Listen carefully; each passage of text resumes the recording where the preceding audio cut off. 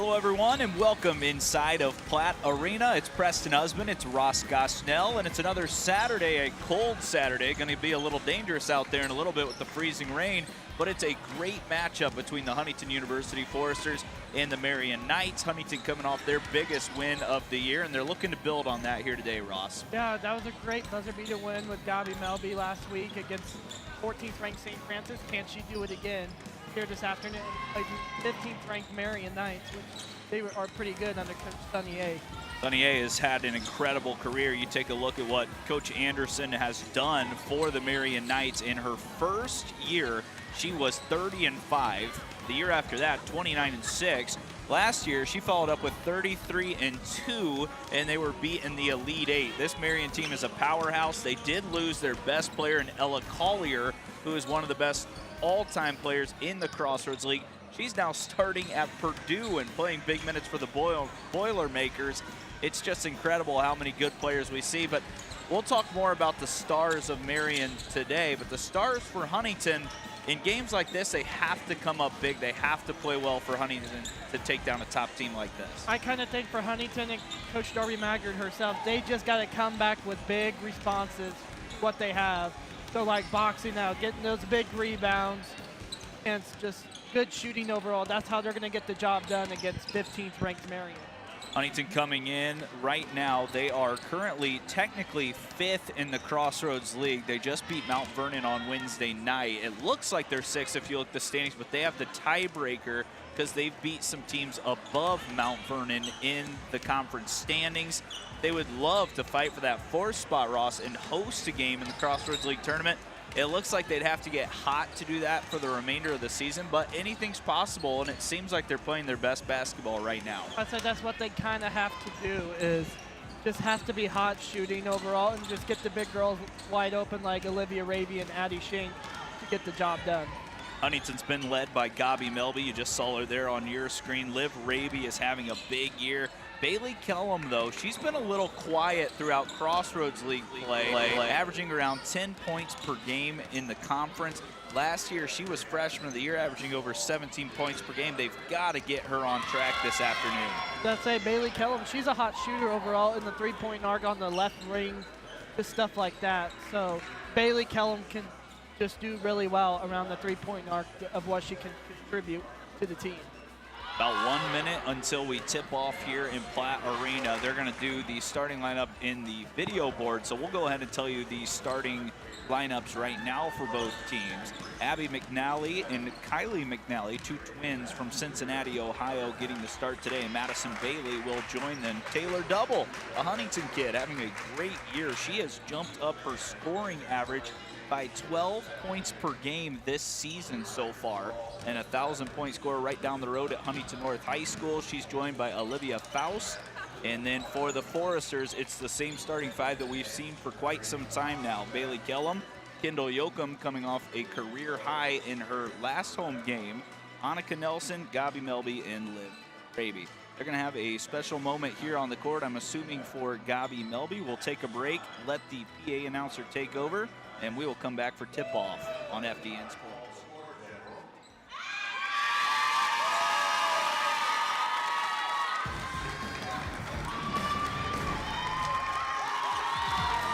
To me, Forester Camps is learning new things. Definitely a lot of fun. To me, Forester Camps is a great experience. A great way to explore different opportunities. There is a lot of really cool activities and opportunities you can get here. It's really informative on how college actually is, and the people are really nice. Something that everybody can find something that interests them. All the professors, all the faculty, they're intentionally welcoming to us. You learn a lot here and you learn it well. It was a camp that had so much to offer. Like everything I was interested in, it was being taught here. It was like I couldn't really pass it up. And it's fun too. It's something that like people can be engaged in and have a great time, but also still learn life lessons and lessons about the Bible. Super fun, but also super educational. Like they took the education process and made it fun. To me, Forester Camps is making new friends. I hoped that I would be able to make more friends who have not really been around much. I was also kind of hesitant because I'm an introvert, but I got some new friends.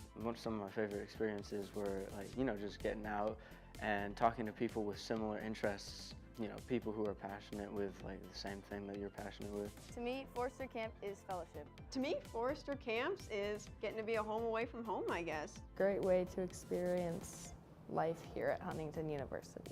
You meet a lot of different people either from all over the world or here at campus. A lot of different backgrounds, a lot of different personalities, and I think that's a really good opportunity.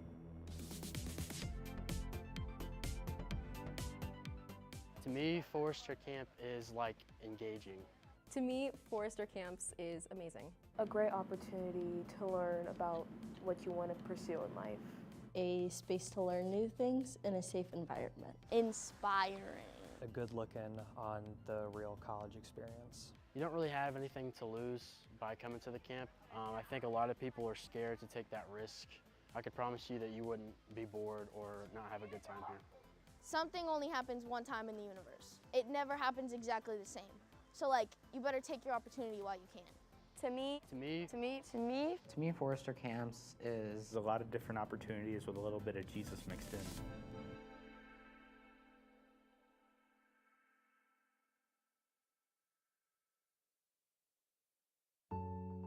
I can't talk, I have a showing. Listen. My clients are arriving any minute. Eleanor. Mom passed. I think it'd be best if you all go to hotels, for Dad's sake. I didn't get to say goodbye. You said goodbye when you never came home.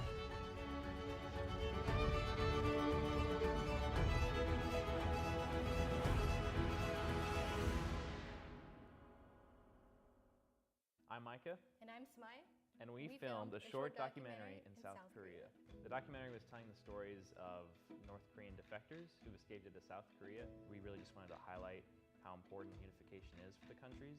One of my favorite moments was when we were cooked a traditional North Korean meal by one of the defectors. Another really cool moment was that we had missionaries from the Netherlands, from the United States, and from Korea all in the same place. I'm working on this documentary together, and there was just like 3 different languages bouncing around all the time, and it was just like so cool to be in that like presence of so many languages. One of the hardest challenges was the translation. Obviously, Mike and I both don't speak Korean. We didn't have enough time there to learn any Korean. I think we're both really excited for the impact of this documentary. I think it's like exactly kind of our wheelhouse and what we want to go into, because we're telling just really real and honest stories. I mean, Jesus told stories to people all the time because it was hard for them to figure out a way to completely understand what he was talking about. It definitely reaches people in a different way than a lot of things can. As the owner of JJ's, I invite you to visit one of our 7 BP convenience stores. And when you do, I expect you will experience hometown excellence in the cleanest and friendliest convenience stores in your community. Please also consider visiting JJ Java for the best cup of coffee in town, or JJ's Pit Stop for a quick, no appointment necessary professional oil change.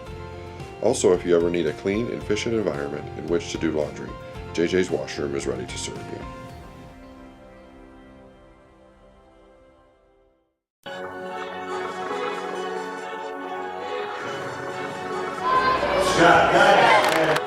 Three ball on the way for Melby. She's got it. Peyton Hartsoe picks it up, jump shot, and she gets it to go. Rebounded easily by Akers, and no one was there to stop her. Catches it between 2 defenders and still scores the basket. Yeah!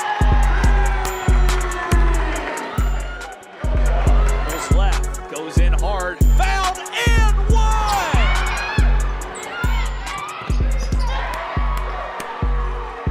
Drops back for Nelson, and she's got a 3 in transition.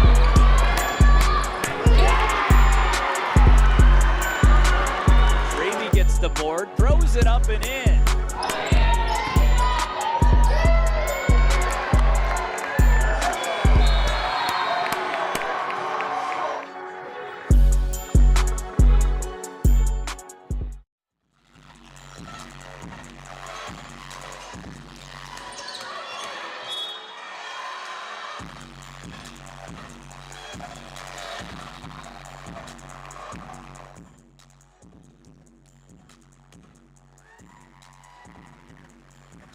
Back in Platt Arena, just about time for tip-off between the Marian Knights and the Huntington Foresters. Marian comes in at 18-5 right now, sitting in the 2 spot in the Crossroads League. Huntington at the 5 spot. They are 13-10 overall, 6-7 in the league, coming off their 2nd ranked win of the year and another chance to do the same today, Ross. Yeah, Huntington is going to be ready to go from tip-off and just go from there. I mean, they can finish off what they did against St. Francis. They can beat Marian today as well at Platt Arena. Huntington will start the same starting 5 that they have for a few months now. It's Bailey Kellum, Kendall Yoakum, Annika Nelson, Gabi Melby, and Liv Raby. Of course, they're led by Darby Maggard. 15-14 last year. They're now 13-10 this year, and they have 2 ranked wins, as mentioned, Ross. That came against the Cumberlands, who now has a record of 21-3, and St. Francis last weekend on that Melby game winner. And now Marian 18-5. This is a good test for Huntington again today within the league. It's McNally and Nelson in the middle who will tip it up. Huntington in their white jerseys, Marian in that familiar dark blue with the yellow lettering, and the Knights will start with the ball. Floor general for this team, Madison Bailey, just a freshman from Bedford, Indiana. Taylor Double, local kid in there. They've got a couple with Kennedy Filling as well, and Huntington forces an early turnover. That's a great stop there from Olivia Raby, creating that turnover there for HU. Yoakum had the hot hand last week. She came up huge for the Foresters late in that game in the 4th quarter and overtime. As Marian now turns Huntington back over, the Knights want to push the pace. Got 2 twins out there, the McNally twins. That's where this offense goes, as that's an offensive rebound down to Bailey. Good rebounder for a guard, averaging around 3 per game. Lob pass inside, cut in, up and scored by Kylie McNally. She's the one that doesn't do as much scoring, but still averages 9 points per contest. Yeah, that was a great score there from Kylie McNally. Her sister, Abby McNally, she's the leading scorer for Marian. That's what HU just needs to do, is just stop those 2 shooters. We'll talk more about Abby, who's number 11. Kylie's number 12. Abby is averaging 19 and 12. And the last time they played Huntington, she had 22 rebounds in that contest. Nelson fires a triple and knocks it in. That's what HU needed there. That was a good response there from Annika Nelson with that 3-point shot. And my game notes here today, it's a big game for Nelson. She has to knock down a couple of those open looks for Huntington to have a chance. She knocks down her first. She's got to have a big step up here today if they're going to get the job done. Another steal from HU. They've turned the Knights over twice, and really all 3 offensive possessions have been a little bit disjointed for HU as that's knocked out of play. It'll stick with Huntington with 19 on the shot clock. 3-2 early lead for the Foresters. Elby, who has just presented a 1,000-point basketball before this game started, finds Raby, who is fouled in the lane. That might have been a tough whistle there. Didn't look like a ton of contact, but Raby's going to shoot a pair. I mean, it kind of looked like an offensive foul there on Olivia Raby, but a lot of body contact there. Raby having a great sophomore year. She was a preseason first-team player in the preseason rankings. Knocks in that first free throw. She's averaging 15, 7, and 2. And over her last handful of games, she's had 20 points. She's had 20 points in 3 straight games, Ross. Not only that, but she's got 47 blocks, which is 2 per game. That leads the entire conference. Yeah, Olivia Raby, she's such a great player down in the post where she can average close to like a double-double each game of what she can produce for the team. Nice start for the Foresters, just 2 minutes into this one. Marian team works on the perimeter, but they've got a couple of bigger players, 6-foot players who can put the ball on the floor as Bailey airballs a 3. It's rebounded, and there's a push from behind by Nelson. Looks like it was Faust going for that offensive rebound. She was shoved out of play, and it will stick with Marian. Seems like a lot of physical contact between both teams here to start the quarter. Whistles in a row, one on HU, one on Marian. The first on Nelson. Double trying to free up against the senior Melby, rises from 17 and rims it in. Great smooth jump shot there from Taylor Double to get her first points of the ball game. Double, of course, went to Huntington North, so a lot of fans here watching her today. She averaged just around 2 points last year. She's up over 13 points per game this year. A big step up here for Taylor Double for under Coach Sonnier. Another jumper on its way, that time good by Faust. A couple of mid-range J's go down to give Marian the lead back. For HU to get it done, though, they got to close out on those type of shots. They're going to try to double Melby here, and it creates a turnover. It's a wide open look for Double at the rim, and she's got 4.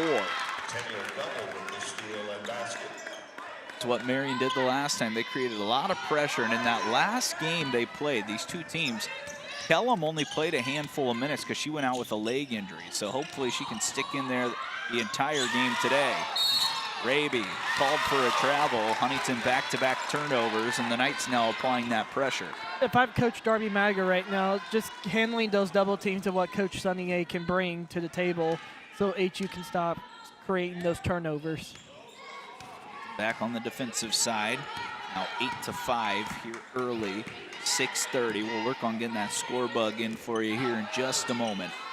Huntington trailing by 3.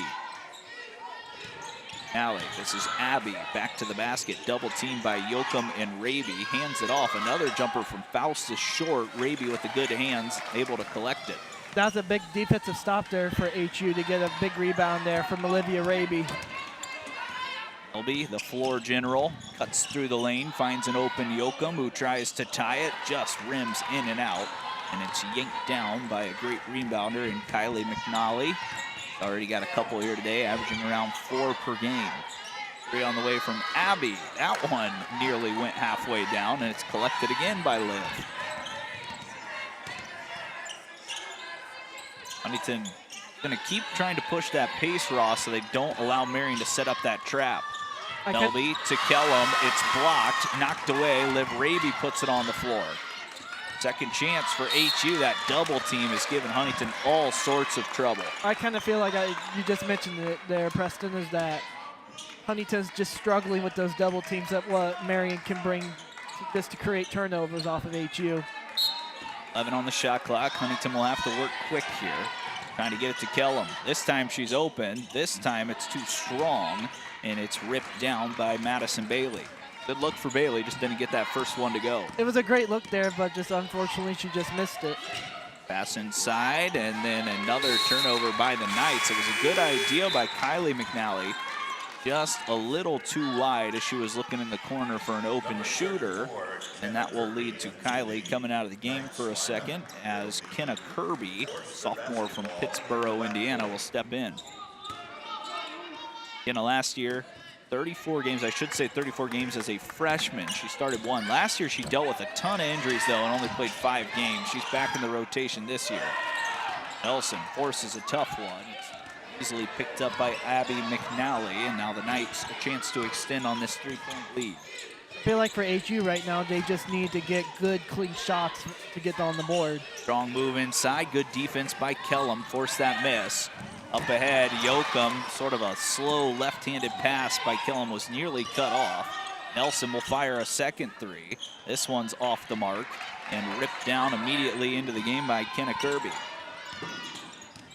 Kirby fully ahead and banks it off glass as she's got her first 2. It's now a 5-point lead. Huntington being doubled up right now. Nelson coast to coast. Taking a tough couple of shots. Missed that one again. And that will take us to a media timeout. Right now, the Knights doubling up the Foresters 10-5 when we come back. Media timeout.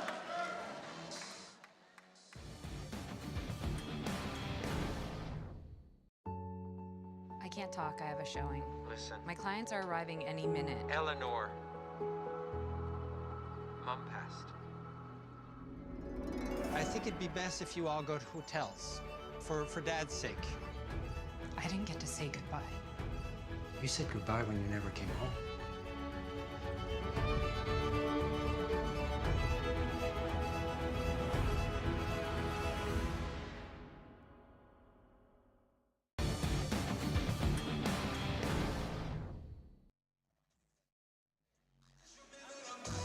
4:24 left here in the first quarter. It's a 10-5 lead early for the Marian Knights, one of the best teams in the country, currently sitting at the 15th spot in the most recent rankings. Something to keep an eye on. Those come out every other Wednesday, so we'll have another one coming out this coming Wednesday, as HU was receiving votes early in the year. They had a couple of tough losses in games they should not have lost, but they've also won a few that maybe you would not expect draws. And today, this would probably fall in that category if they can find a way to battle back. Yeah, if you're HU right now, take good, clean shots when you get the opportunity, when you can. And if you get this win here today against a 15th ranked team against Marian, that would be a huge tournament resume for Coach Darby Maggard and the Foresters. 10-5, it's Huntington's ball under their own basket. 21 seconds on the shot clock. Nothing has come easy here in this first quarter for Huntington. Trying to work Kellum off a few screens. Melby's going to have to come and get it. Lee against double. Yoakum thought about a long three. Drives to the rim. Tough move. Nearly got that one to go in. Instead, it'll be 2 free throws for Kendall. Yeah, it was a good drive there from Kendall Yoakum, trying to make a foul happen on Marian. Yoakum coming off one of the best games that we have seen in a Forester uniform for her. Last Saturday, 21 points in the win over St. Francis. Knocked in 5 triples, just 3 points on Wednesday at Mount Vernon, but an early start to her scoring tab today. She knocks in the first freebie. And the second is just as good. Back to a 3-point game. I kind of think if HU is going to get the big responses, is that they got to make every free throw as well. 10-7, 4 minutes left in this first quarter. Back to the basket. Tough shot up over the top of Kellum. Another great job by Bailey inside. That time on Bailey, Madison Bailey defensively. Melby works towards the rim, and a whistle on double, and maybe another tough one on the Knights as Melby has 2 more free throws. Yeah, it's kind of like a lot of body contact there between Taylor Double and Gabi Melby, but Gabi Melby just got pretty lucky there from that foul. That's the 3rd on the Knights, the 1st on double. And Huntington is trying to cut into this lead, but Melby, who rarely misses freebies, missed that one at 80.5% on the season. Makes the second, 10-8, Knights still in front. Coaching staff for the Knights surprised by a couple of whistles, and I quite frankly don't blame them. Derby cuts through the lane. Right side working with a couple of players. Try to force a tough pass in. It's kept in bounds, but Huntington has another steal. Knights team's a little out of sorts defensively as well, or offensively as well. Yeah, right now Marian's got 5 turnovers in the first quarter. Melby's got 3 straight. It's tied up. He's got 3 points now, an assist to go along with it.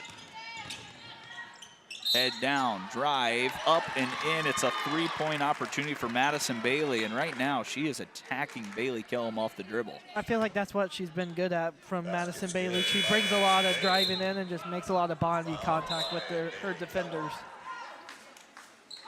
That is a 3-point opportunity for Madison Bailey. Talked about her being from Bedford, Indiana. Really 5.5 points per game. Just shooting 35% from the field. She's also 0 of 16 from 3 on the year. So more of a slasher driver guard rather than a 3-point shooter. Nelson gets it across. LB finds Yoakum. Not enough airspace to let that one fly. Marian team puts you under pressure for 40 straight minutes. Raby tries to get to the rim. It's another whistle, and this time it's going to go on Abby McNally. Wait to see if that's her first. It is, and it's the 4th, as now Huntington, the next foul they draw on the Knights, will shoot free throws the rest of this first quarter. Maybe that's what HU's doing, draw Marian their 15th foul, just get back to the free throw line. Melby establishes, fires, and hits. Man, Gabi Melby's been swishing all over the place for her her first 3-point shot here. Point shot's been a little off here as of late, but a good start today as that's off the shot clock. It's the Foresters' ball. Melby's got 6 points here early we've seen it in the IWU game when Huntington was really close to knocking off a top 10 team in the country. Melby went off in that one. It looks like she's going to have that same type of performance again this afternoon. That's what we're going to need, is a big performance from all these HU basketball players with these big responses. Raby gets in the paint to the left hand, too strong with that one. Rebound on the backside by Madison Bailey as she looks to push the pace again. Seen this in this first quarter from the Knights. Another steal from Yoakum. That's Marian's 6th turnover here in the first quarter. Kellum open from the corner. Can't get it to go still. Has had a couple of nice looks. It was still a good, clean shot, but unfortunately not going Bailey Kellum's way right now. Shot that Kellum needs to knock in for Huntington to have a chance in this one. Drive stop, now put back on the floor. Left side in the middle for Eva Fisher. 3-ball from the left corner. That's too strong. Missed by Faust, and Yoakum getting her hands on a lot of these loose balls at the moment. That was a great defensive rebound there for Kendall Yoakum, getting all these scrap balls. 13-13. Melby loses the dribble. Finds Nelson, who fires another 3. That one is way off. Way Marian's short. basketball. I think that's a shot you live with a few times a game, but you don't want Nelson forcing a ton of 3s throughout the 40 minutes of a basketball game. She's not necessarily a knockdown 3-point shooter. You can't have that, so. McNally responds. Abby, that being with an easy bucket right at the rim. Got a quiet first quarter, just 2 points. If you can keep her off the scoring sheet, you're doing a pretty good job defensively. I feel like that's what HU needs to focus on, where Abby McNally is, and just close out on her. Yoakum did not have the same plan as Kellum, and McNally, who we said was quiet, has 4 straight. And then an offensive foul, as it's now 2 straight turnovers. The clock was running there, and it looks like they'll just have to put 3 seconds back on. It's the second team foul on the Foresters. Melby called for her first. And right when it looked like Huntington had a little momentum, a few turnovers kind of take that away from them before the end of this first quarter. Yeah, a little bit of momentum can change a lot of things with the outcome about what each team is playing. Make sure they get the clock corrected. Looks like there should be 30 on the shot clock. 34.5 seconds left. Marian can use a lot of this clock to take it to the second quarter with a lead. They could use a lot of clock management here. Billing in the game, a Norwell graduate, won the state title last year. Dakota Hubble on the Foresters team, who hasn't seen action at the varsity level this year. A teammate of hers, as Huntington forces another tough shot and rips away another 50-50 ball. Now you think about saving this for the last shot, Ross. I say that's what they're going to do here, is give a good shot here from Gabi Melby or Bailey Kellum. This is Melby time. Gabi trying to get to the rim, forces one off glass. It's more Melby magic. A lot more Melby magic here. And Huntington will take it to the second quarter, only down by 2. Gabi Melby has 8 of the 15. Huntington trailing the Knights when we come back on FDN Sports.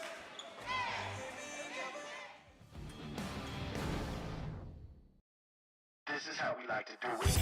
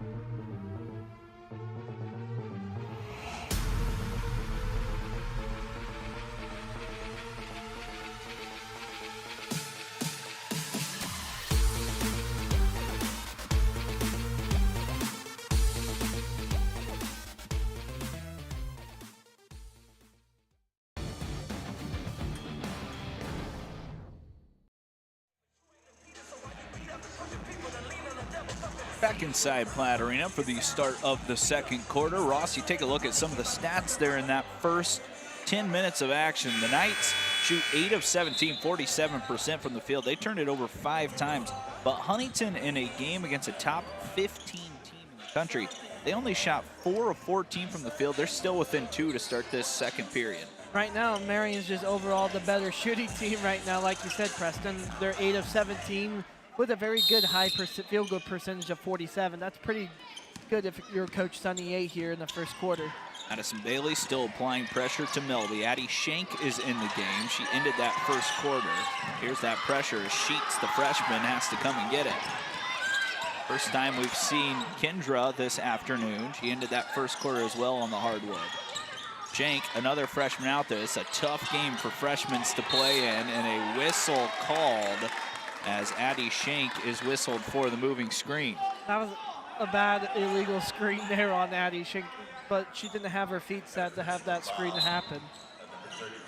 17-15, the Knights have the ball back. They are really physical on the defensive side, and you can see it's heating up the ball a little bit for the Foresters when they have possession. Entry pass caught by Abby McNally. Backdoor cut off the high glass by Bailey as she's got another 2. That was a great backdoor cut there from Madison Bailey to get Marian started here in the second quarter. Back to a 4-point lead as Double continues to put pressure on Melby. Gabi has such a tough job. She played all 50 minutes in the last game against St. Francis. She has to control this pace and this pressure all game long. Sheets got herself open, couldn't find the range. Now Double thought about pulling up in transition, pulls it back out. McNally inside, not enough contact for a foul, missed a wild shot. Yoakum drops it into Shank. Sheets open for a moment. Kellum will take the 3, still can't find it, misses another triple. She's had 3 looks from out there, 1 of them blocked, 2 of them just off the mark. She's been getting good shots, but just can't get them to fall. McNally catches, missed it, got it right back and scored the second one after missing a wide open layup. So we called out an offensive rebound put back there from McNally. Yoakum working with the pace of the game, still can't find the range either. Huntington is struggling from deep right now. I believe they're just 2 of 9 from downtown. Yoakum, though, not putting down the pressure. She rips it away. A foul is called. And we'll see who it's going to be on. I think it's 24. That's and it's on Olivia Faust. Number 24 for the Knights. That's her first on the team. Forster basketball.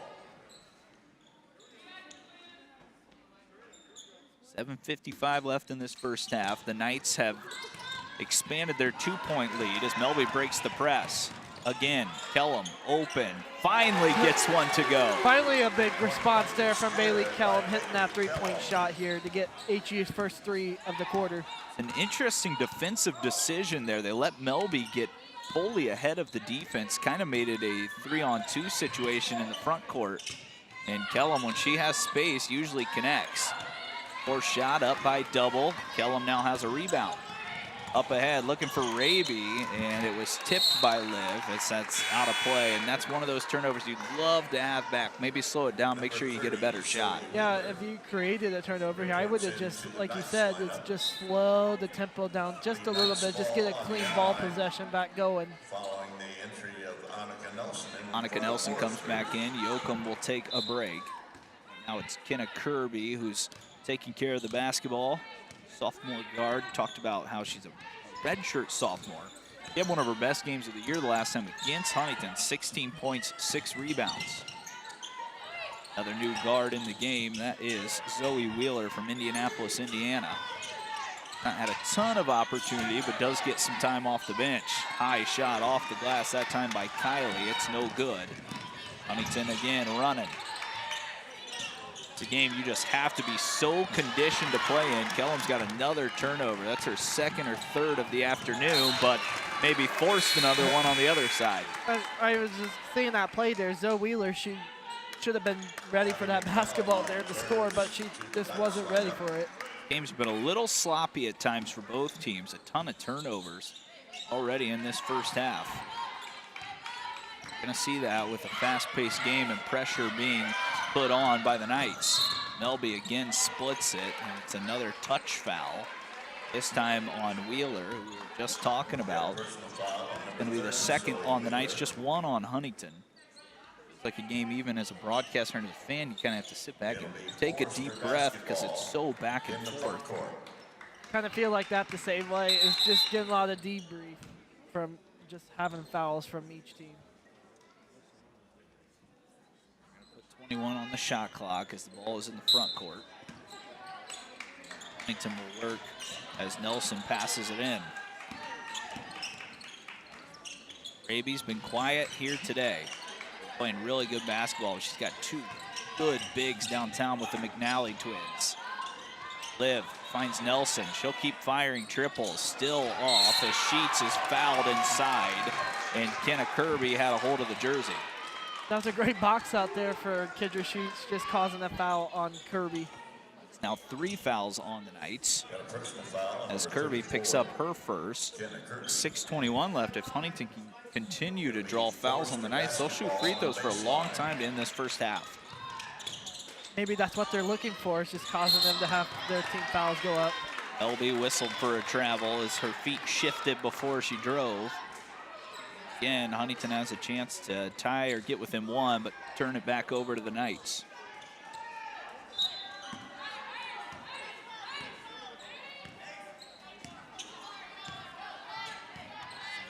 Staff trying to get to one of their set plays here. Abby McNally looking for a backdoor cut for Wheeler, who forced it too strong over the rim. They got the look they wanted, just not the result. Kind of like a forced shot there from Zoe Wheeler. Again, battling against this pressure of the Marian Knights defense. They just cover up all those backdoor cuts. Kellum, same spot, same result. Yeah, Bailey Kellum starting to get hot now from behind the arc. Got 6 points. She's trying to chase down the record for most threes in a season. Up and under shot. McNally is there and is fouled as Abby is heading to the free throw line.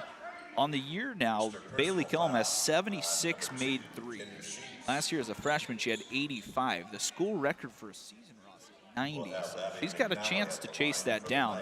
You also take a look at her career. She now has 161 made threes, and the school record is 261. So she should break that easily, and there's a chance she becomes the school's all-time leading scorer as well. She's really having a phenomenal career already. I kind of see that happening towards the end of the regular season, where Bailey Kellum can break the all-time three-point in a single season for HU, which is pretty impressive of what Bailey Kellum can bring for production-wise for the team. Sheets a triple. That's a big shot by the freshman. Now Huntington's starting to find the range from deep after really struggling.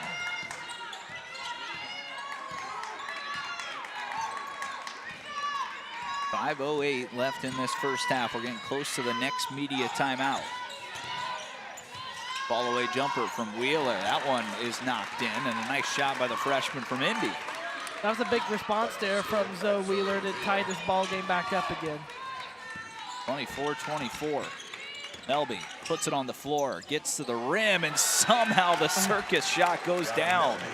That was a great circus shot there from Gabi Melby. She can bring it all. It's already into double digits. Kylie McNally now turns it over. Huntington's hands have been so active, and now HU has numbers. Melby has to slow it down, was looking for Liv Raby, but a good defensive transition move there by Kylie McNally. Gabi again against the contact, another whistle as Kylie picks up another personal, and when we come back, Huntington a chance to add on to their lead. Number 12, Kylie McNally. Substitution for both squads, but we've got a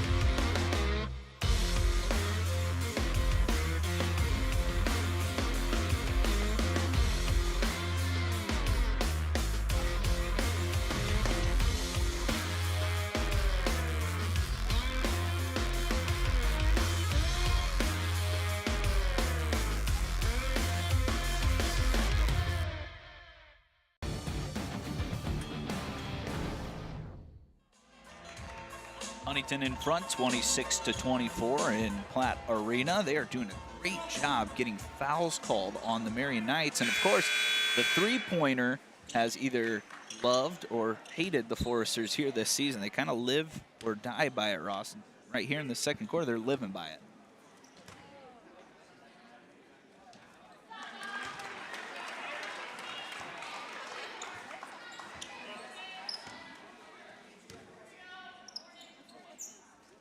Melby knocks down the pair. 4-point lead for Huntington with 4 minutes left in the second quarter. Melby leading all scorers now with 12 points. Got 2 assists to go along with it. Madison Bailey. Knights trying to get going. High off the glass, up and under move. A nice play by Olivia Faust, who's had a good first half.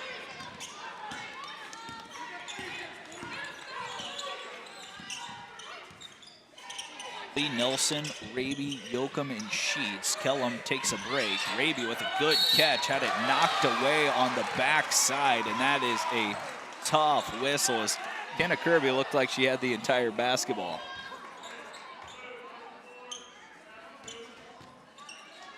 Don't know if we'll get a second look at that, but that's a tough whistle on Kirby. It looked like she had a lot of the basketball. And now Raby, who's been to the free throw line a couple of times today, will go back there. Knocks in the first. Raby up to 3 points. So not maybe doing as much scoring as we've seen as of late, but she does have 6 rebounds and 2 assists.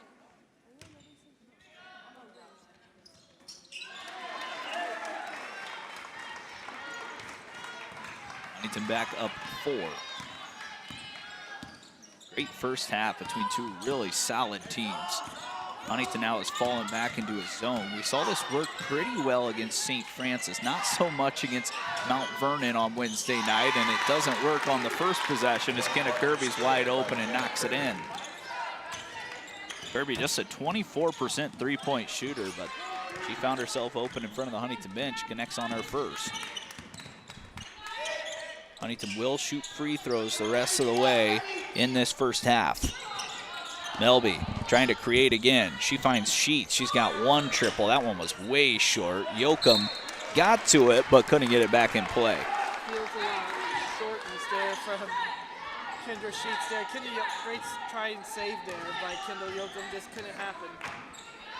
Huntington will go back to work on the defensive end. Bailey looking for an open option. Abby McNally working down in the post. Long 3 is up by double, no good. Nelson kept it in and knocked it off the Marian Knights as that was off of Faust's leg. Great defense there for HU, creating that Marian turnover. 2:46. Knights coaching staff right now, they're trying to figure a few things out. Coach Sonny Anderson had a heated message to her team in that last media timeout. Melby gets another whistle, and now Huntington heads back to the free throw line as they're in the bonus. That's Madison Bailey's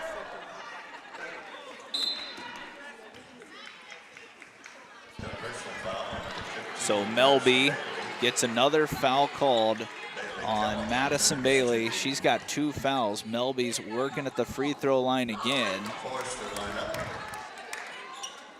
And Coach Sonny Anderson is real close to getting a technical foul as she's been warned by the officials. Melby's second is good. She splits the pair. Huntington up 2 with 2:32 left. I can see this one getting a little heated the rest of the way. It could be a very little bit of a heated towards the end. Good pass inside. McNally found herself wide open around the rim. She is now getting it going offensively, up to 9 points in the contest. I kind of see Coach Sonny Anderson could be a heated message at halftime. Raby kept that pivot foot down but couldn't score. And then it's rebounded by Abby McNally. Raby has not had her best offensive performance here in this first half. That shot is missed and then tapped off of Melby. The Knights will keep it under their own basket. 20 on the shot clock.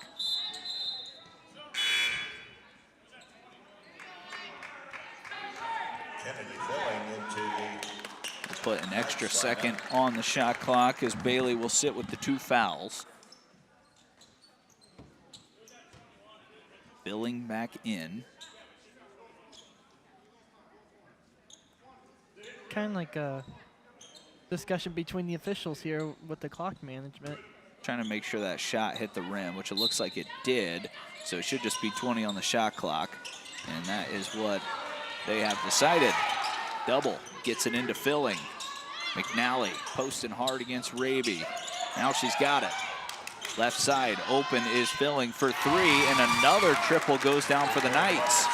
Man, that was a big 3-point shot there for Kennedy Fueling. Melby trying to work through the lane again. Raby, a tough pass there from Melby, and now Nelson cuts away. Raby takes a long 2. That is too strong and pulled down by Kenna Kirby. Probably not the shot you're looking for. Yeah, that's kind of not what the shot you're looking for right now if you were HU with that 3-point response.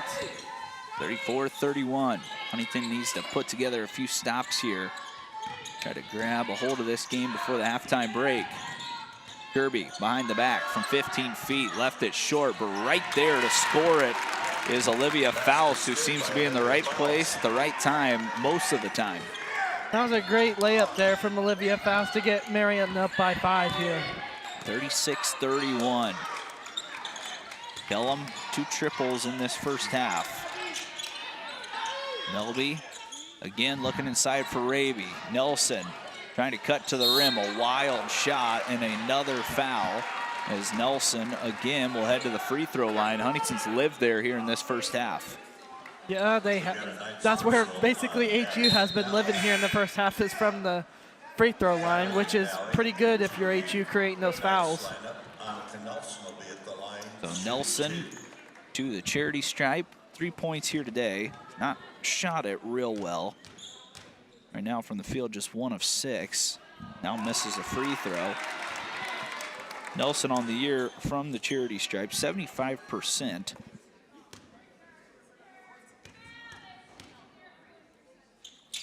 Nelson does make the second, 36.7 seconds left. The foul count right now, Ross, in the game is 11 on Marian, 5 on Huntington. And Huntington has definitely shot more free throws than the Knights. Oh yeah, you can totally tell how HU's went to the free throw line 14 times, and they're 11 for 14 right now, compared to Marian having to go 2 for 3. Double forces one up, and then a late whistle comes as now Taylor will shoot 2 free throws. It's a 4-point game. Double a chance to cut into that. You see Raby maybe just got underneath of Taylor Double a little too much there. Double 75% from the charity stripe this season, averaging 14 points per game. Had 10 points, 6 rebounds in the first game against Huntington. She had a game of 25 against IWU where she shot 10 of 12 from the field. She also had a game of 36 points against the same Cumberland's team we saw here in town. Huntington can once again hold for the last shot. It's usually when you go to Melby. She's got it, cuts through, up and under, reverse layup, good. Still 4 seconds. The Knights get it in. Long 3 on its way from half court, just short, and Melby scores again as Coach Darby Maggard will come and join us for the halftime interview. Her team currently down for 38-34, Coach. Kind of a back and forth game. It felt like it was getting away from you a little bit in that first quarter, but you battled right back. Courtesy of our good friends. The way that we battled, I thought, honestly, yeah, like they came in ready to go. They're a top 10 team in the country, and we've got to like lock in. Once we settled in and we're like, okay, this is our defensive game plan, this is what we're doing, we ended up making them throw the ball away a couple times. And then offensively, we've got to commit to movement. If we don't commit to movement on the offensive side, we really get stagnant and we struggle to get good shots. And so when we move, we get some pretty good looks. Gabi Melby is so good and works so hard against these press. She played 50 minutes in that game against St. Francis. Probably will play all 40 again here today. What do you say to the rest of your team when they're looking at Gabi out there battling hard and making plays for them?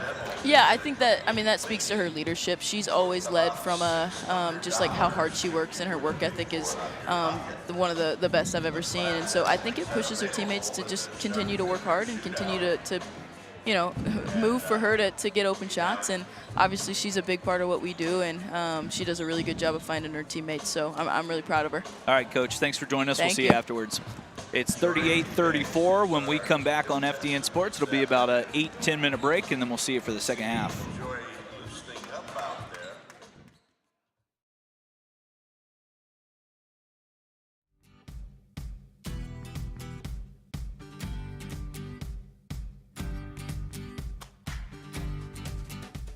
We were shooting a film yesterday, had a camper who had never done anything with sound before. She did one little workshop, took about an hour and a half, and by the end of the workshop, she was feeling a lot more confident. She showed up on set, and she's running boom, and she's recording on the field recorder. She's just elated by how much fun she's having. They've helped me with like my acting, and like my dancing has improved, and like my voice. I just didn't even know I could sing that high, and I'm like, oh my goodness, I can sing that now. Our director is amazing. She's so sweet. She's helped me grow as just like an actor and a singer and a dancer. I've really improved being at this camp. People in the School of the Arts aren't just filmmakers or aren't just theater practitioners, they're creatives. And they love to work in all kinds of different areas. And I think that's one of the great things is we see kids come back and we see them in multiple tracks because they have multiple different interests, and they love to tell stories, they love to be creative, and I think it's great that they get to explore a variety of different areas. They're making projects that they get to share with their families at the end of the week. Every camper that comes through ends up making like between 2 and 4 projects throughout just 1 week. It's unbelievably cool. Yeah, it was very cool to actually hold a camera that they use to make films, which I always wanted to do. Voice act some characters, creating our own voices, going live on the air, and of course just being recorded and having fun. Drew a weapon design in Photoshop. We designed the character that we would be animating in Toon Boom on Photoshop, and I fell in love with Photoshop in ways I've never thought I would. I've always loved dancing and singing stuff. I do show choir, I do theater after my school. So it's like, this is where I live already, right? So getting another choreographer to experience, another stage to experience, the stage is great, the people are great, and it's all just like, it's the same thing, but it's a different experience, and that's really fun. Everybody here is just so welcoming in every aspect. Everybody just loves everybody and is there, and you can say hi to somebody you don't even know and they'll say hi back. Honestly, all of the professors and the directors and teachers are so gifted in their craft, pretty much masters of what they do, and are so good at sharing that information with the students. They're people with passion. You can talk to them, you can share ideas, you can work together. Like, that's incredible. The faith here on campus makes me feel like there is hope for me. There's so much I can do and what I can always look up to and be with.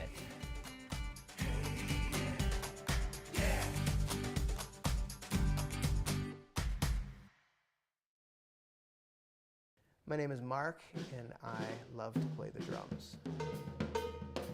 I started drumming in the 9th grade.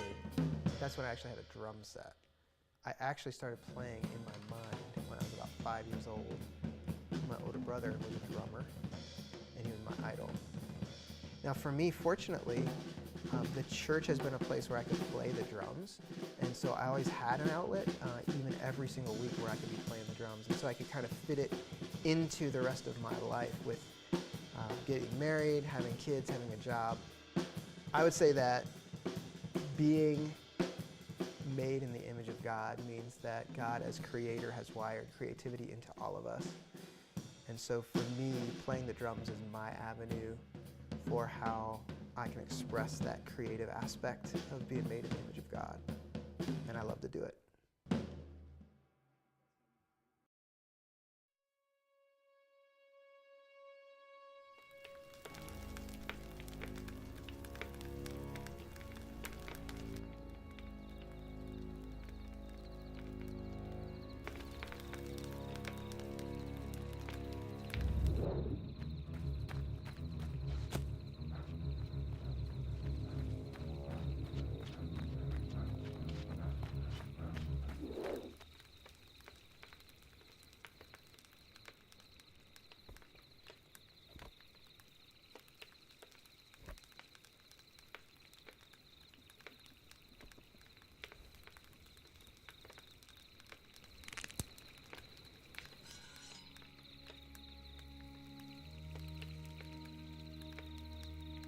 You're here sooner than I expected.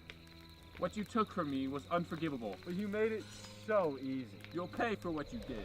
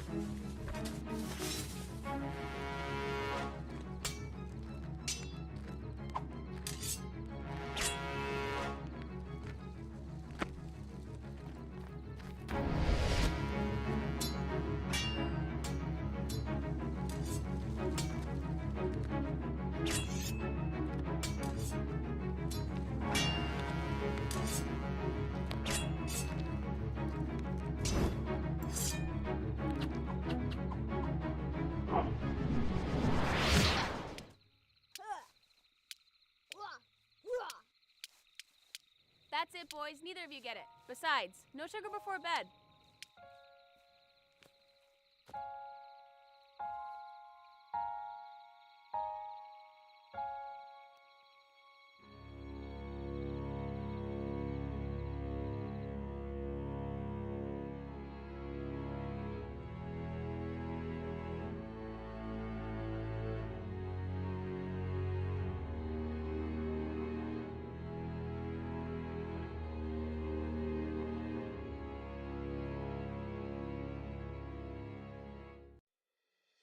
Hello, I'm John Thomas, and I am a game master for D&D. I got into D&D from some mutual friends my sophomore year of college, and we played a super janky, completely messed up game, and it was a blast. From that moment on, I fell in love.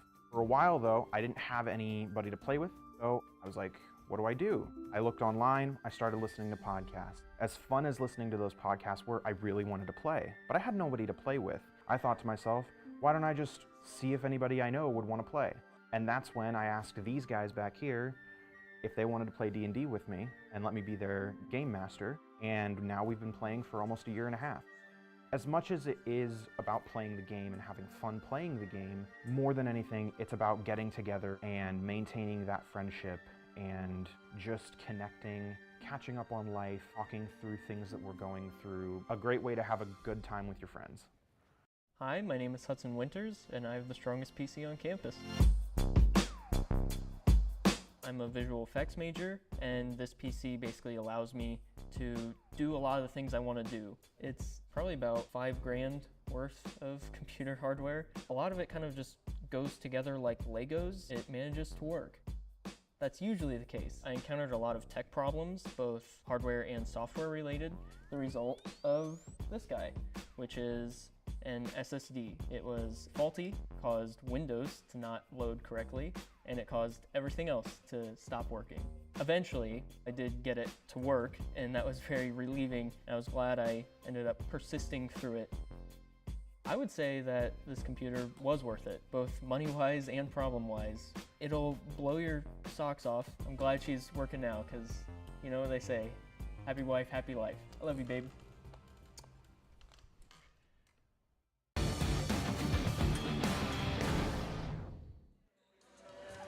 Back inside Platt Arena, just about 5 minutes till we start this second half. Ross, it was fast-paced, a lot of turnovers. Marian shot the ball a little better than the Foresters, but overall, a really solid basketball game. And at the end of the day, it's a winnable basketball game for HU. It was a lot of fast pace here in the first half between Marian and Huntington. Just like, there was like a lot of turnovers here in the first half between the two teams, which Marian had 9 turnovers, so the teams combined, there's been 17 turnovers in the first half between the two. And then the three-point shooting, it's pretty much about even right now between Marian and Huntington. Right now, Marian shooting 22%, And Huntington's just shooting a little bit better with 33% in the three-point arc. But my key to the second half is if HU is going to get it done, box out and just get every rebound opportunity when they can. Huntington in that first half, you talked about it, a handful of turnovers maybe that you want to avoid. But what kept them in the game was the free throws. You see that graphic there, 11 of 14 for the charity stripe for Huntington, just 4 of 5 free throws for the Knights. And the coaching staff for the Knights, they weren't all too pleased about that, but Huntington was going to the rim strong. And we saw another classic performance by Gabi Melby. She had 15 to lead all scorers in the first half. Yeah, Gabi Melby's just done a phenomenal job of what she's been doing best, is just scoring every opportunity when she can, when she's dribbling on the court. Huntington will have a 4-point deficit to work their way back from, and this is a tough team to come back on, Ross, because they pressure you so much.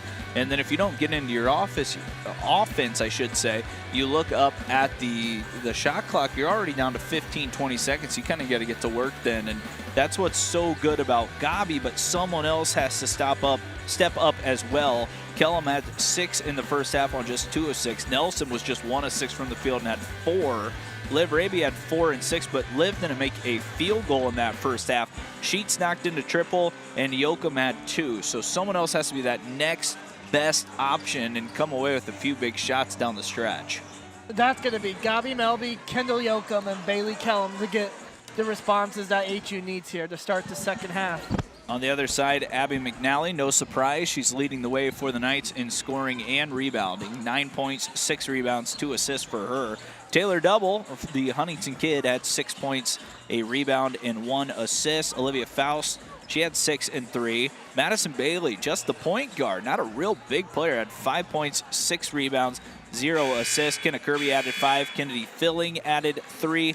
And then Kylie McNally and Zoe Wheeler both added 2. It's a balanced attack. The Knights play a lot of players, and that benefits them because they're all so talented and have had some really great and decorated high school careers as well. Yeah, I kind of thought Marian, which Coach Sunny Anderson, she just brings a lot of great recruiters along the way up here in the Huntington County area for her program down south in Indianapolis, which she can bring like a Taylor Double, which she just brings a lot of phenomenal stuff here from Marian, averaging more points than what she did last year at 12 points per game. And then you look at the McNally twins. They bring a lot of production to the table for Marian. So you got 3 good players here that Coach Sunny Anderson has on her coaching staff for the roster this year for Marian. Take a look at some of the scores around the league. There might be a few that are surprising to some women's basketball fans in the Crossroads League.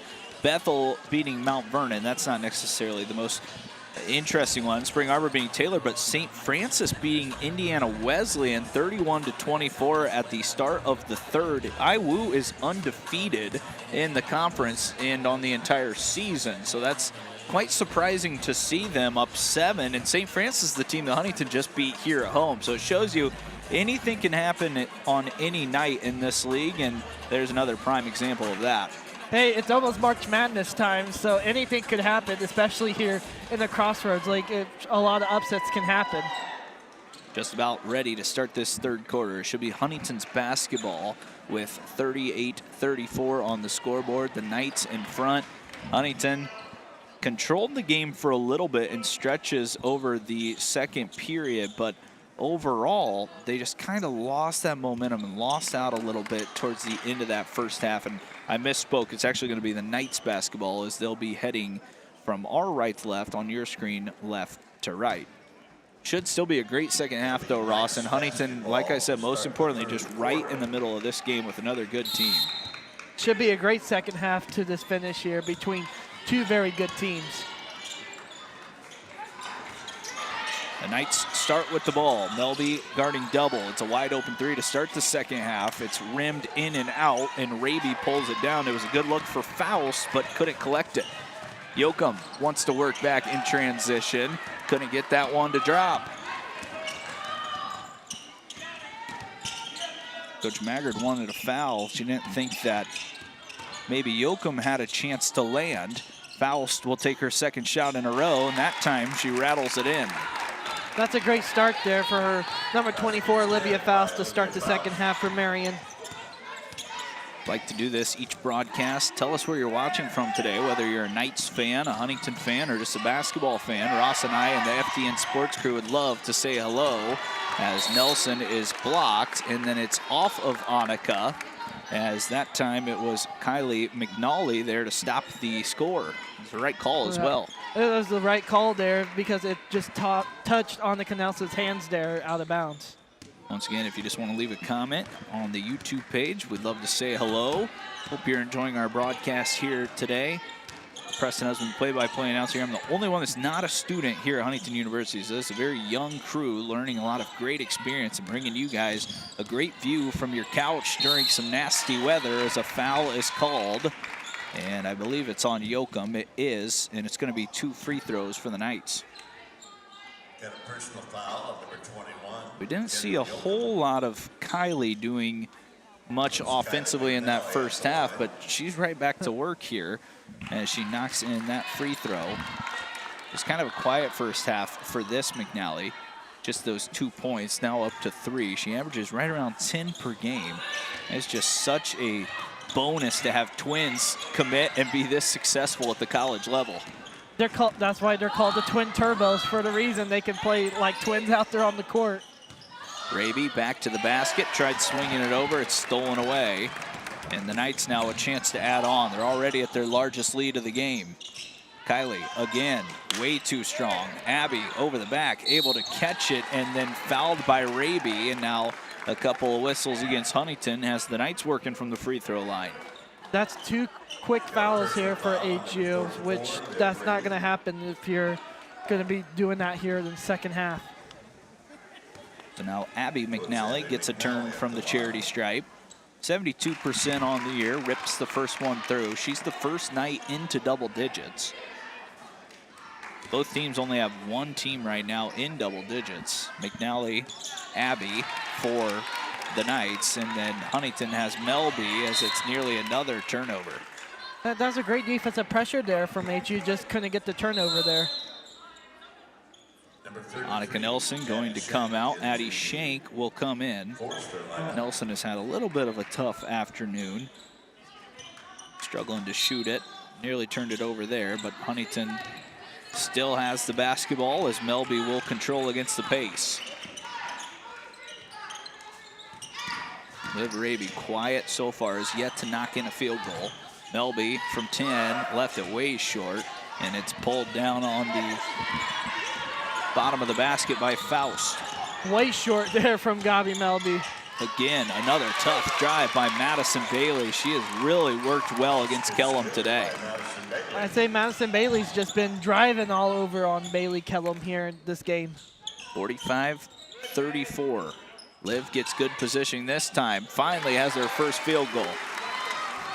Great post move there for Olivia Raby as well. She did all that work before she got the ball, really dug her defender underneath the basket and then scored the easy 2.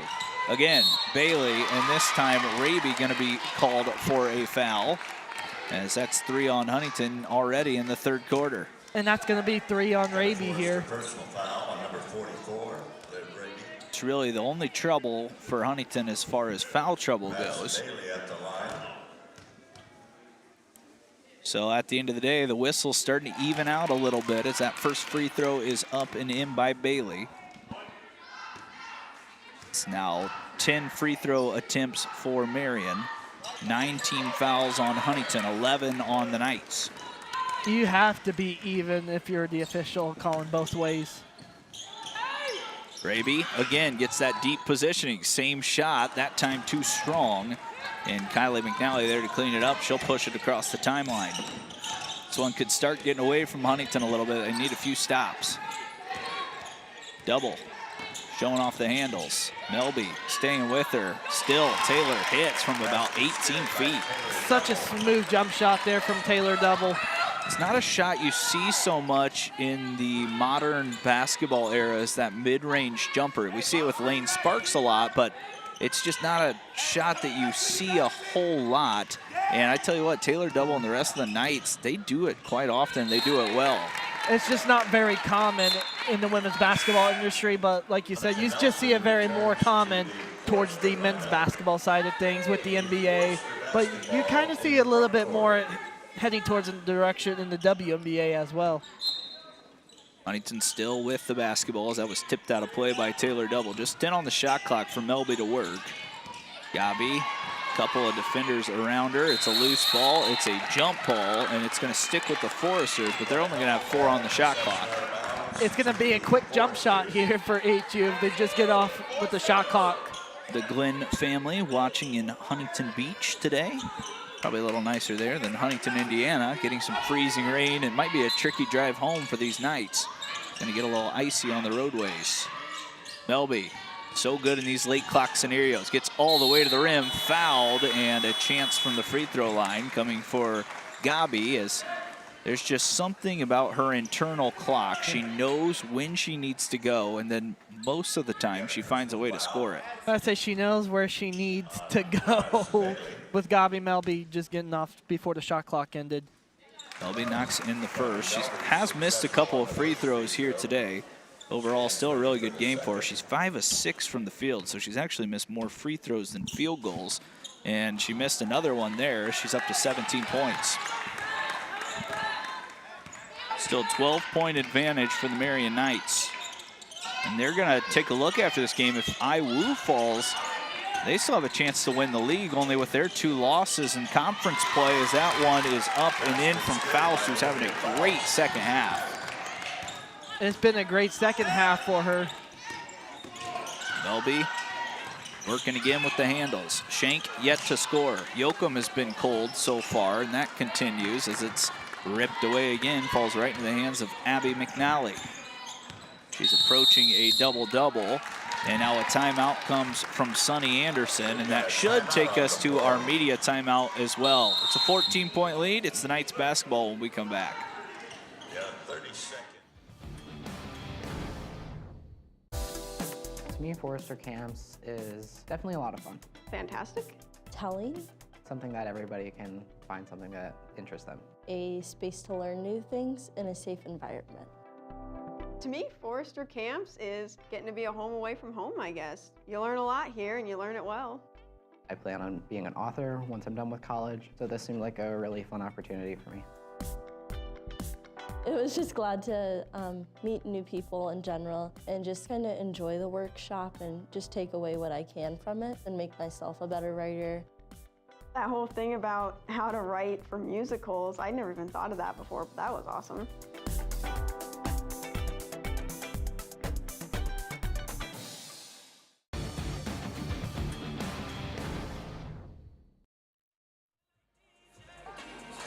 .550 left in this third quarter, and so far, Ross, in this third period, it's been all of the Knights. It's 13-3 in their favor over these last 4-ish minutes. Yeah, so far, Coach Sunny Anderson just taking full advantage on HU's defense of what she can bring a lot of pressure with HU just being on offense, just creating a bunch of turnovers, trapping, just everything around the floor generally.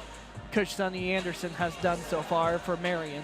Both of these teams, the same amount of turnovers. They both have 9 giveaways here today. The big difference, the shooting percentage. Right now, the Knights, they're just shooting 20 of 41, which is pretty good. I should say Huntington's just shooting 10 of 32, 31%, just 5 of 17 from downtown. So it's been a tough shooting day for HU, and you can say this about all basketball teams, but maybe especially this one. And if Huntington doesn't shoot the 3-ball well, they're in a really tough spot in each basketball game. McNally had some space there against Shank for a moment. And now working off the dribble again, Double hits that same shot. Huntington kid showing off right now in front of the Huntington crowd. She's 4 of 6 from the field, and she's into double digits with 10 points. 1,000-point scorer at Huntington University. She was also a IBCA All-State player for large schools as Melby spins and nearly scores, but she'll head back to the free throw line where she's been quite a few times today. Yeah, Gabi Melby just likes to draw all the contact when she can. Puts Gabi Melby at the line for 2. Melby back to work. 5 of 8 from the free throw line today. Now 6 of 9. Got 17 on the afternoon. It's over her scoring margin, 16.3 points per game. She's having her most efficient season as a Forester as well. Take a look at her career. 21 games as a sophomore. She battled some ankle injuries, averaged 12 points per game. Last year averaged right around 16. But this year, she's not turning it over as much. She's shooting the ball better, and she's been a first-team type player in this conference. Double, finds McNally. Too easy, but blocked away. Shank, good recovery inside. That was a great defensive recovery there from Addie Shank, getting there, trying to get that block attempt going.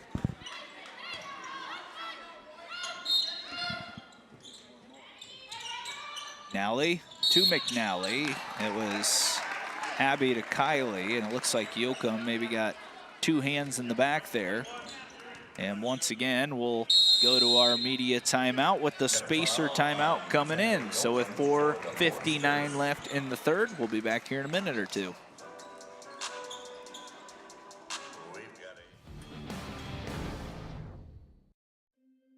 Forester camps is making new friends. A great way to explore different opportunities. Great way to experience life here at Huntington University. I looked into OTA and it looked like a lot what I wanted to do, but I still wasn't really sure like what all it was. But I did know that I did want to be in the medical field, but I don't really have a stomach for blood. This was a different way to be able to help people like physically, but not have to open them up. Since it's a smaller place, everyone knows each other. You know, they can invest time in each other. This would be a great way to learn about it and see what it is. So I saw how life-changing that can be, and it made me want to do that.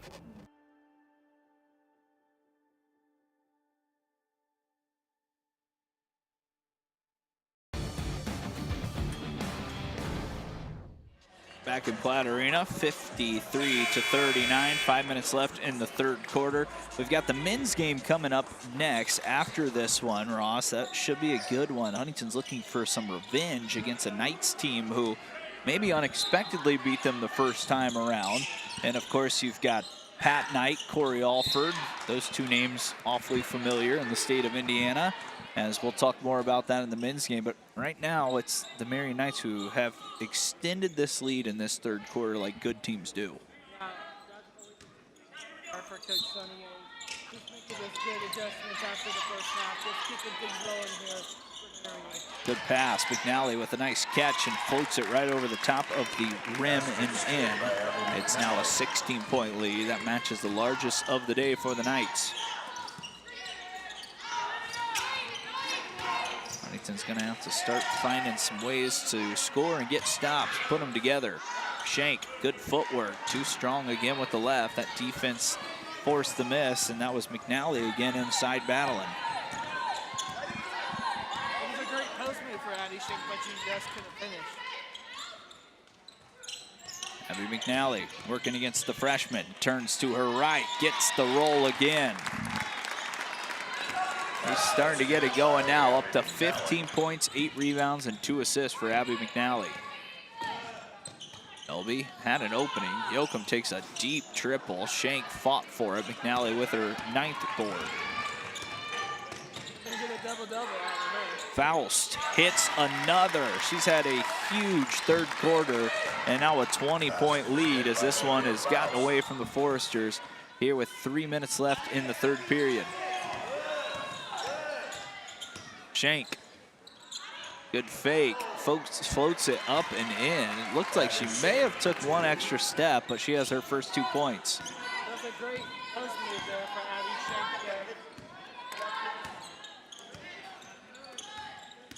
Shank. Eva Fisher running the point, double, working against Melby. There's another short jump shot again. That time it bounced in and off. Yoakum continues to fire. Still nothing for Kendall today. It's been a cold shooting day for all the Foresters. I feel like you're going to get like one of those players in the great wire. You're going to be hot or you're cold. Right now, Kendall Yoakum just a cold shooter right now.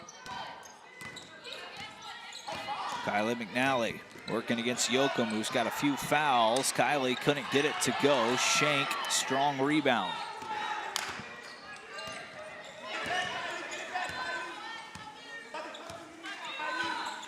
Melby uses the screen from Shank in the corner. Kellum puts it on the floor, a whistle comes. And it looks like Kellum stepped out of bounds. Liv Raby returns to the Forster. You can see there, maybe that left foot on the line. Huntington with another turnover.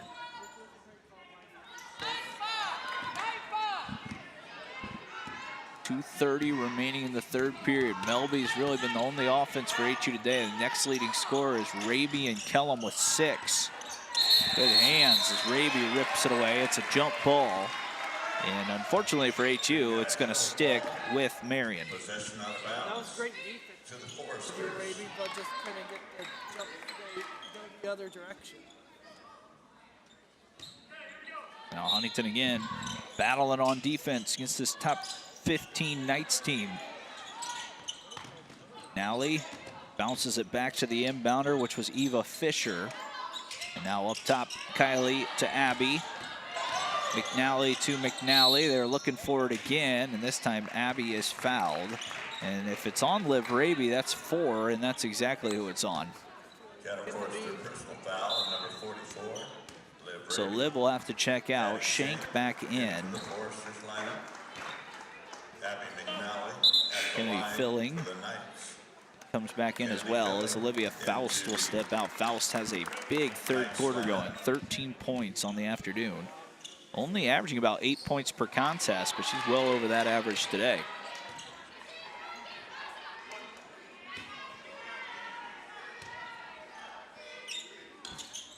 That one rattles in, so 1 for 2 at the line for Abby McNally. 72% on the year. It's a 20-point lead. It's been as high as 21 this afternoon. Kellum, just nothing going for her right now. This double nearly had that one going the other way for a layup. Not only is she a great scorer, but she's defended the ball a lot today and has her hands on a lot of loose balls, passes, tipping it away. Call those deflections, obviously, and she's been so good at that. Yoakum still trying to find the touch, still cannot do so. Yeah, Taylor double. She's just a great physical player in what she does. I mean, she can be a great defensive ability as well. Filling, blocked by Nelson. Yoakum flips it ahead to Melby. Gabi, cross court. Kellum finds a pass to Shank. A nice find as well by Bailey. Great backdoor cut there from Maddie Shank and great assist there from Bailey Kellum. 61-43, right around 1 minute remaining in this third quarter. Open cut and score, backdoor cut again. Those back screens are killing HU as Eva Fisher has her first 2. Melby cuts, scores again.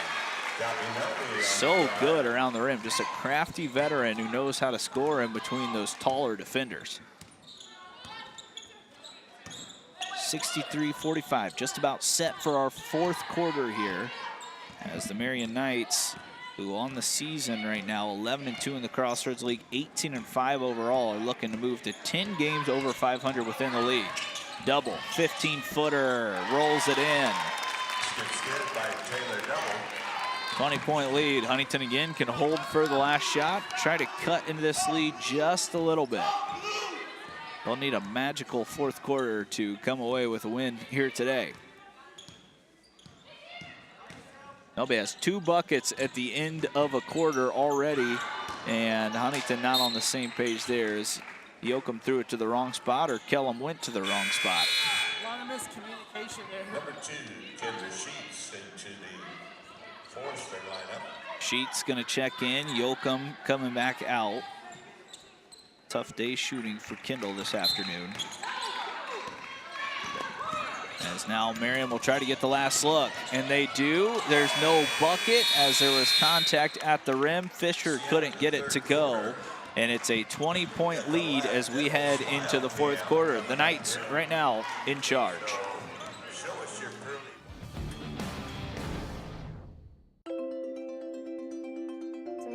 Forester Camp is fellowship. To me, Forester Camp is like engaging. To me, Forester Camp was inspiring. I hoped that I would be able to make more friends who have not really been around much.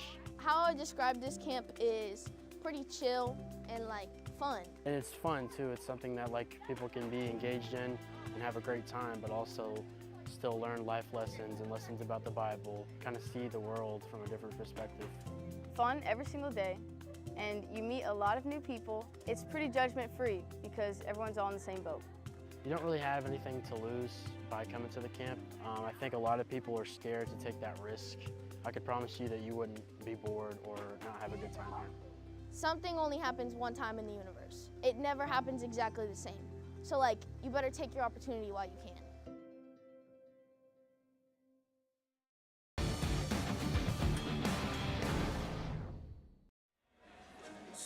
Back in Platt Arena, it is 65-45 with 10 minutes to play. Marian Knights, again, having another really impressive season that they do year in and year out at the women's program. Take a look at what Sunny Anderson has done. 33-2 last year, a loss in the Elite Eight, which was only their second loss of the entire season. 29-6 2 years ago. The year before that, 30-5. And now she's working on 19-5 here today if they can hold on to a 20-point lead in the fourth quarter. Huntington just not able to knock enough shots down right now to stay in this game. 5 of 20 from downtown, shooting just 33% from the field. So they'll have to get hot to at least put a little pressure on the Knights here to end this game. But it looks like the Knights are smooth sailing at the moment. Sheets to Kellum, who only has 6 today, 2 triples all the way back in that first half. Kendra to Melby, who's still been really good today, 20 points and efficient doing so. Gabi finds the shooter in Sheets. That one is short, and then kept in play on the backside by Kenna Kirby.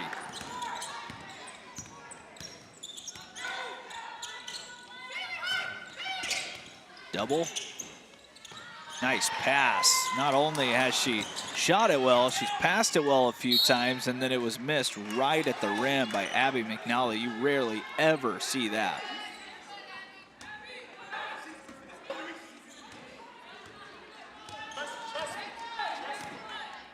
Melby takes it across the timeline. 20-point lead with 9 minutes left. Kellum, just no space to shoot. Being defended well by Madison Bailey. Sheets. Nelson, not on the same page. Its defense for the Knights is suffocating right now. They're just suffocating from HU.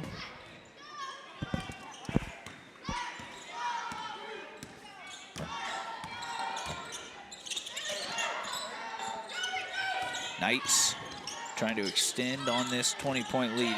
8:44 left now. McNally, great find, good cut, and that one does roll in for Madison Bailey. Bailey's had a good game, 11 points now today. Player that really only averages about 5 points per game, and there's a foul on Bailey as Sheets was trying to cut around the defender.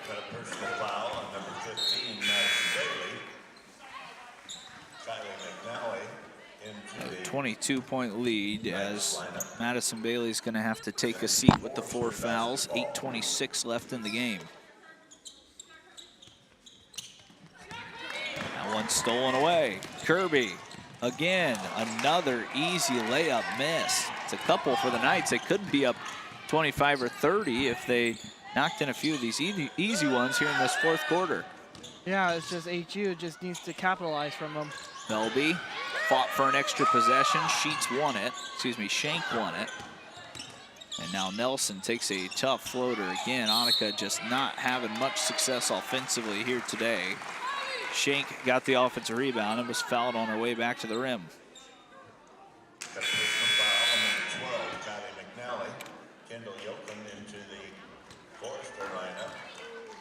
Shank back to the free throw line, 65% from there this season. Addie knocks in the first, makes it a 21-point game. Shank off the bench today, 5.6 rebounds. She's had a really nice start to her career, averaging about 6 points per game as a freshman, 6.5 points per game in the Crossroads League. And she's right at that mark again this afternoon.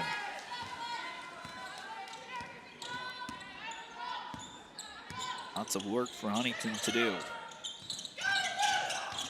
Off the dribble. Double loves getting to that mid-range. Finds the cutting McNally, who is fouled. And Abby again will head back to the free throw line as Kellum is whistled for the personal. Forced a personal foul, number 1, Bailey Kellum, puts Abby McNally at the line. McNally just one dribble up and into it. Rattles that one around and in.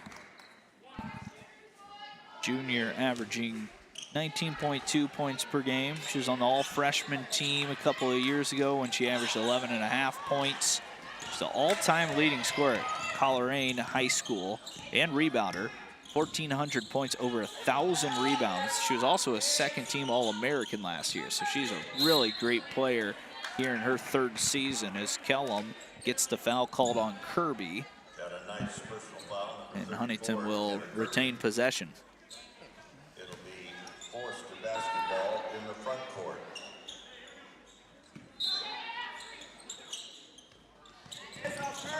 Elby able to escape the pressure. He's got a lot of work to do with not a whole lot of time. Kellum still just not able to get open. Drives to the rim and scores. That's what the Foresters needed there, that kind of response from Bailey Kellum. So Kellum has a 2 there as it's 68-49 now. Just 8 points for the sophomore shooter here today. Good to see her put it on the floor though. Faust puts it on the floor herself, goes high off the glass and scores. She's been ultra impressive here in this second half. Up to 15 points on the game. 70-49. Huntington's next game will be Wednesday night at Grace, a team they beat the first time around by a decent margin. Yoakum, still nothing for Kendall, just has not been able to knock down the threes today. And then Shank creates a turnover. Today has not been Kendall Yoakum's day here, just cold shooting overall. Still stick with her though, because she has been really impressive this year as a sophomore. Done some really good things for Huntington, and especially that last game and that upset win against St. Francis. Sheets has an open lane. She's bumped on her way there, and Abby McNally whistled for the personal. The Foresters will shoot 2 more free throws. Got a personal foul on Abby McNally. It'll put Kendra Sheets at the line for the Foresters. Zoe Wheeler returns to... So Ross, here in this game, you see it's now 70-49. What's some things you think HU could work on the rest of the way to kind of get ready for that game on Wednesday night against the Lancers? Just a lot of ball handling, just better shooting overall from Kendra Sheets. I mean, just a lot of the team overall stuff they just need to work on. Just a lot of ball handling and just keep good shots, just get a lot of clean shots. Sheets now with 5 points. She knocked in a 3 earlier in the game, now 2 free throws. She continues to be a solid piece off the bench, averaging about 4.5 per contest. In 24 games now, 0 starts from Columbia City, just right down the road. About 15 minutes. McNally being doubled, and a timeout is called by Sonny Anderson. And because it is close to the media, we'll go ahead and take the media. 5:57 left, Huntington down 19 in Platte Arena.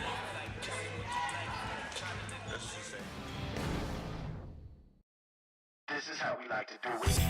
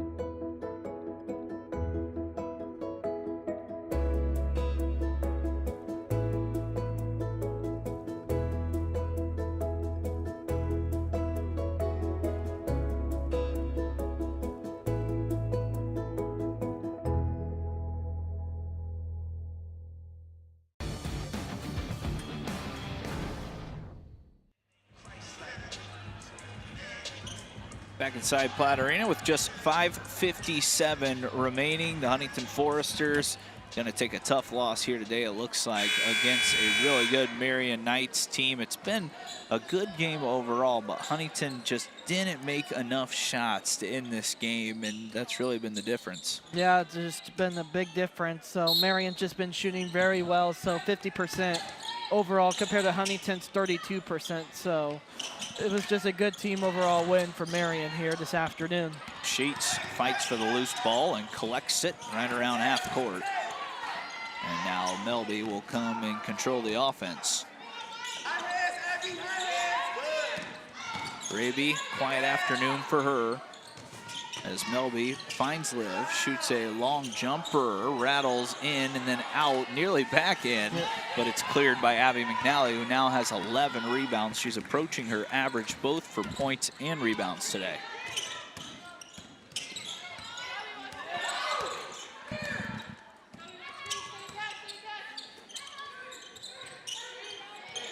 Eva Fisher trying to set it up, get her offense going. Instead, she'll put it on the floor. Takes a tough two, forced it up towards the rim. Kylie McNally grabs the rebound. That was a great offensive rebound there from Kylie McNally. Fisher gets it back. It looks like Marian a little out of sorts on this possession, but still have possession with 9 on the shot clock. Fisher to Kylie McNally, who scores another 2. That was a great backdoor cut there by Abby McNally for Marian. Keeping tabs if you're a Marian fan. Indiana Wesleyan still down against St. Francis right now with about 7 minutes left. It's a 5-point game in favor of the Cougars. Raby back to the basket, gets one to roll in. That's what HU needed there, just get Olivia Raby back going again. Raby has another field goal. It's not been her best day shooting, but still brings so much production each time she's on the court. Double, finds a cutter inside, and a score right at the rim by Zoe Wheeler. Marian team, they're clicking right now on offense and on defense. That's why they're the 15th ranked team in the country with Coach Sonny Anderson just clicking all game long. 19-point lead, less than 4 minutes remaining. Kellum will try to hit another 3. That one didn't even catch iron. Sheets fought for it. McNally able to pick it up and knock Sheets away. Fisher scores at the rim. I thought that was going to be a foul there after Kendra Sheets was just pushed off there. Definitely a lot of contact, but they were both going for the loose ball. And now a foul is going to be called on Abby McNally.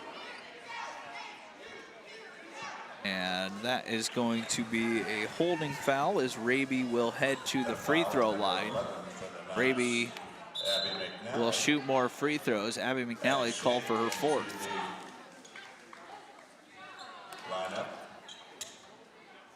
Olivia Faust returns for the Knights. Raby 8 points today, 7 rebounds. Steal to go along with it. Perfect from the free throw line so far. And that continues as that one rolls around and in.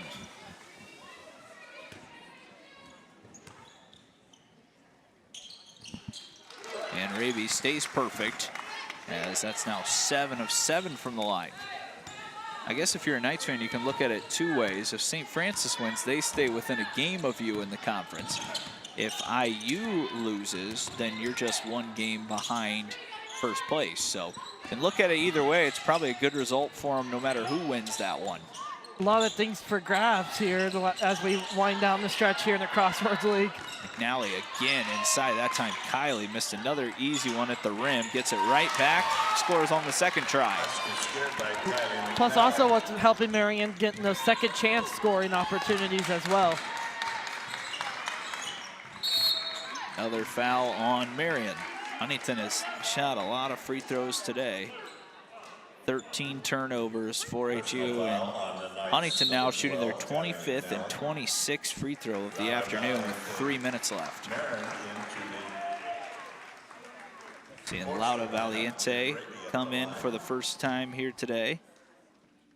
Not played a ton of minutes as of late.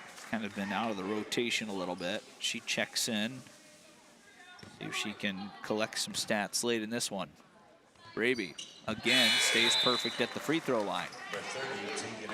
Now Tegan Akers will come in.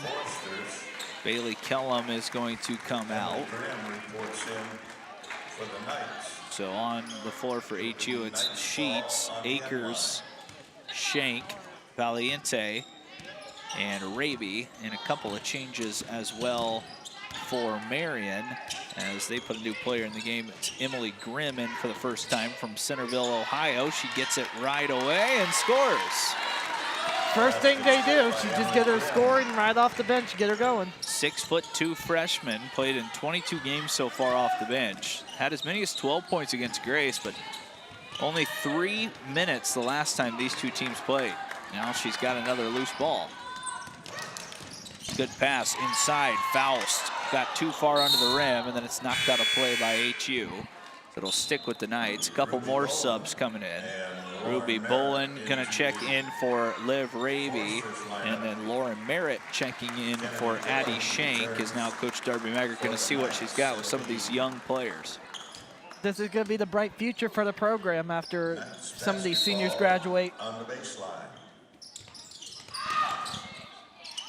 Inside, no good as McNally couldn't score. Kylie thought maybe she was fouled on the shot. It's going to be called on Merritt, who's just into the game. Another new player coming in for the Knights as Kylie McNally is going to check out. Esther Sevilla from Spain will check in. So 2 Spaniards on the court right now with Lada Valiente and Esther Sevilla. This should be interesting how the Spain people play basketball on the girls' side.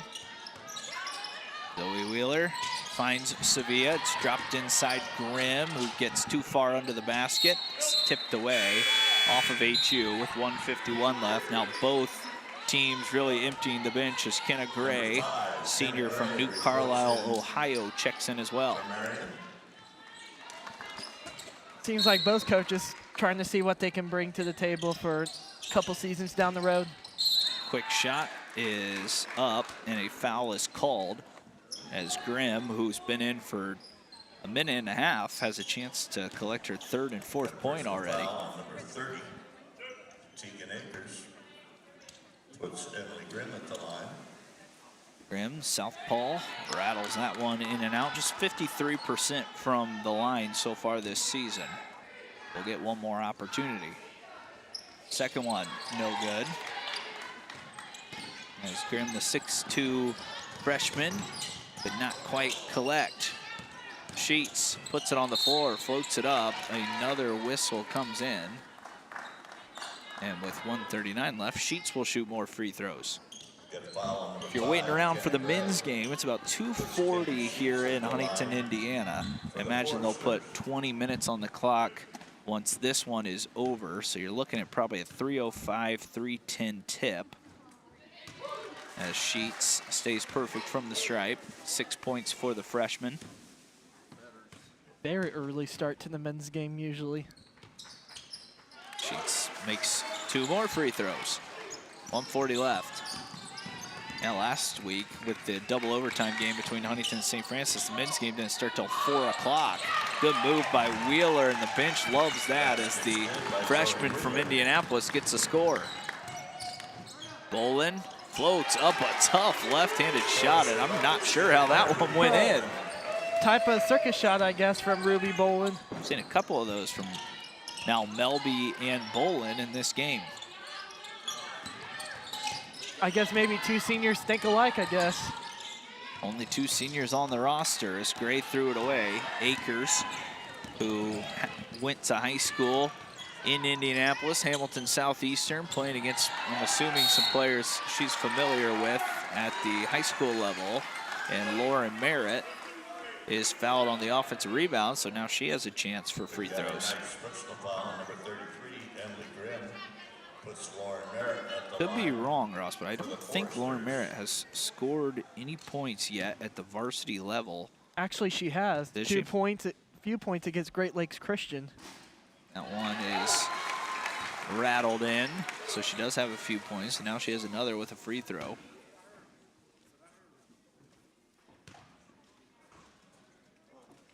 second one is good as well. Nice stroke for Mara, who's 6'4".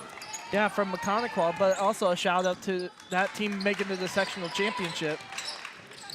Left side three is in and out, pulled down by Valiente, who's now in the stat sheet. Sheets catches the pass from Lauda, goes to the left side, is a good move. There's Merritt again, who forces it up, knocked away by Sevilla, and now just one possession left. Marian could choose to dribble it out here. About dead even with the game clock and the shot clock. Valiente at least showing some heart late in this game. Loose ball, it's a jump ball, and the possession arrow is going to be to Marian, and now the Knights can officially dribble this one out if they choose to do so. It's really a dominant second half for us. It was a close game in the first half, but Marian just came out and they threw some punches early. As the foul is called on the inbounds pass. I said maybe Coach Sunny Anderson just made a lot of quick adjustments after the halftime, but she was not thrilled with. But kudos to Marian just getting the job done here. Valiente, another steal. She's got 2 since she's been in there. Lauda ahead to Merritt. Bolin will launch a long jumper. That's off the mark.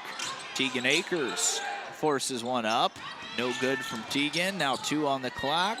Huntington not going to get one off in time, and it's a 19-point loss to the Marian Knights here today. And it all came in that second half. Huntington just unable to knock down enough shots at the end of the day. Yeah, that's just how Huntington just need to continue as just improving their shot percentage when they can if they're going to beat these top 15, top 20 teams in the country.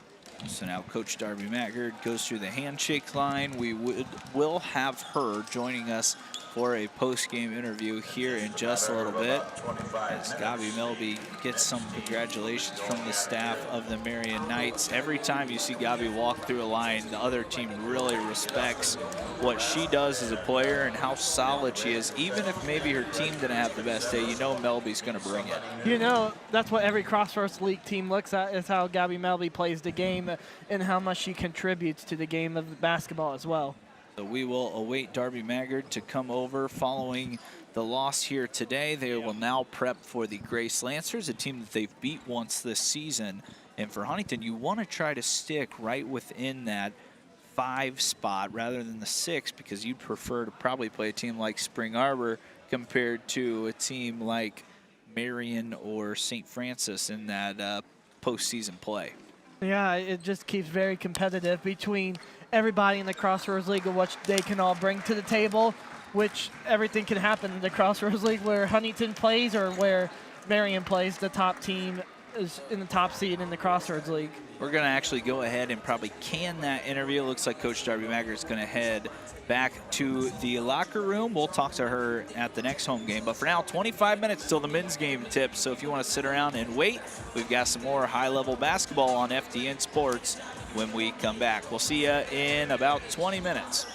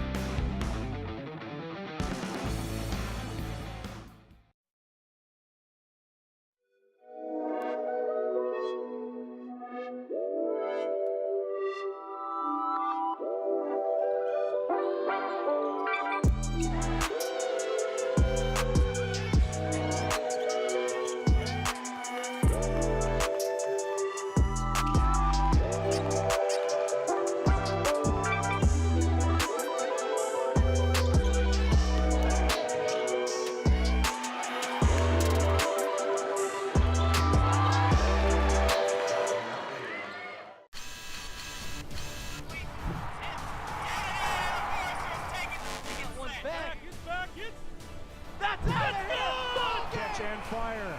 It's on the... He made it! Oh